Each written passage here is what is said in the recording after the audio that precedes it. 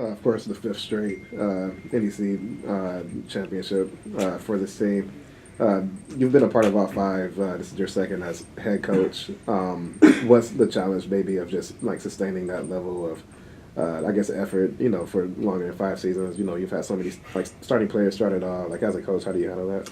Well, it's funny because it's such a known saying, but we really just take everything one game at a time, and we don't look at any trends or stats or we receive some awards and stuff that we talked about before, and it's great, but we really just stay in the moment about what the next challenge is, and what we got to do to go out there and perform our best and get our game plan together and come to practice and work on getting better. So when those things happen like that, and you guys mention them, it's great. It's great to have that success and be able to accomplish such a great thing. But all we're really concerned about is the next game, and that's how we probably got that.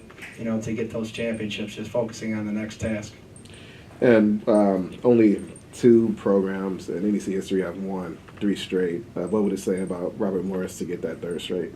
I would just say that we went out and won 3 championships in a row. I mean, it would just say that we went out there and we played hard, and obviously you're not going to win that game unless you go out there and do what you do best and work really hard and are willing to do it at home or on the road. That's got to be our mindset. But just continuing on to do our routine and not think about the big picture and all that, and just it's the next game. What's happened in the past is great. I have some great memories with those teams that accomplished those championships, but this year it's this year's team, and go to the next game and work hard, and that's all we can do. Then you have 2 underclassmen besides you. Like it seems like last year's team was very, from a scoring standpoint, very upperclassmen dominated. For this year's team to have a lot of scoring punch from the from the freshmen and sophomores. Does that in some ways maybe change your approach as a coach? Seeing how they haven't maybe been as battle tested, but can still perform at a high level. When it comes down to it. Yeah, I understand what you're saying. It's you have teams every year with different identities and different strong points.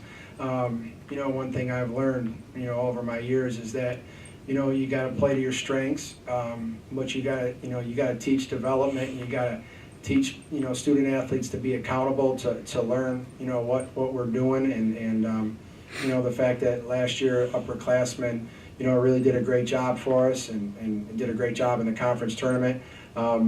This year we had to go to work and next man up, get out there and let's go. Let's get things in order. Let's work hard at practice every day, and let's continue to play unselfish, and those kind of things can happen. Whether someone's scoring 30 a game or the balanced scoring is all the way from 1 to 6, where they're a point or 2 apart from each other.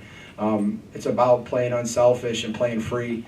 Those averages don't get that way from everybody every game scoring 10 or 9. It's like somebody has 21 game because the defense was giving them that, and they were they were on that day, and the next day maybe somebody else, and that's how those averages out. But when you can play really free and not worry about getting your shots or what you're doing, it's amazing how those numbers kind of blend together like that. And whether that's the case or someone's scoring for us a lot, it's all about team basketball for us, so that's how we're doing it. This is for Nneka or Megan.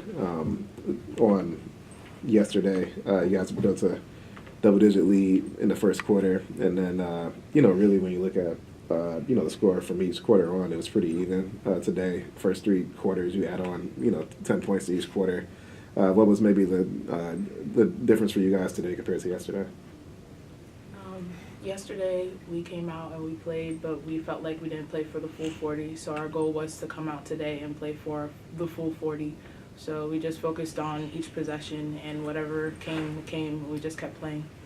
And you made your first 7 shots. What was going right for you today, and how were they playing you that kind of helped you get it going like pretty immediately out there? Well, today didn't really feel different from any other day. I kind of just tried to stay focused on what we had to do and everything that I had to do for my team. So today didn't really feel different from anything I've been doing any other day.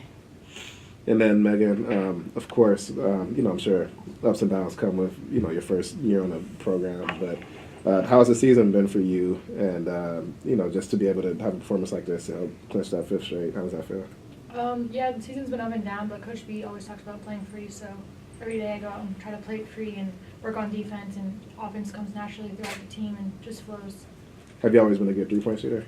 It came as high school, it started getting better, but you just got to work on it every day, get in the gym, just get up shots. All right, you guys are all set. See you on Sunday at 2.